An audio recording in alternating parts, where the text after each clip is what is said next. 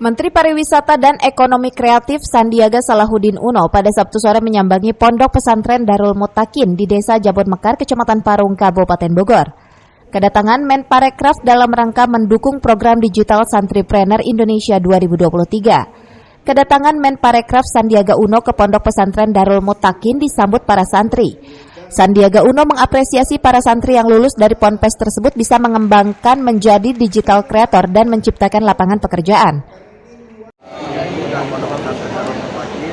Karena ternyata lulusannya ini sudah menjadi sebuah konten kreator yang sangat dan produktif dalam lingkup kreatif. Dan inilah jumlah lapangan kerja yang tadi ditanyakan oleh para santri yang dikhawatirkan akan terhapus oleh artificial dan inovasi seperti yang diajarkan di program Santri Digital Indonesia. Harus kita kuasai.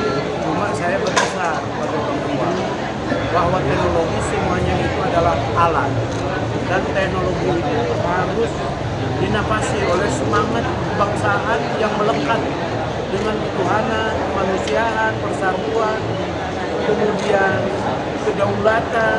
Endingnya adalah keadilan sosial. Keadilan sosial tidak akan datang sendiri, harus diperjuangkan. Program pelatihan santri digitalpreneur dengan tema Indonesia Bangkit Santri Mendunia itu merupakan program Menperatif sebagai wadah pelatihan dan peningkatan kapasitas santri dan generasi milenial dalam menghadapi tantangan industri digital dan kreatif. Sebelumnya, kegiatan Santri Digitalpreneur Indonesia pada tahun 2021 sempat vakum selama pandemi, sehingga kegiatan di ponpes tersebut dilaksanakan secara online. Dan pasca pandemi, kegiatan di ponpes tersebut kini sudah bangkit kembali. Dari Parung, Kabupaten Bogor, Suhanda Abrizi melaporkan.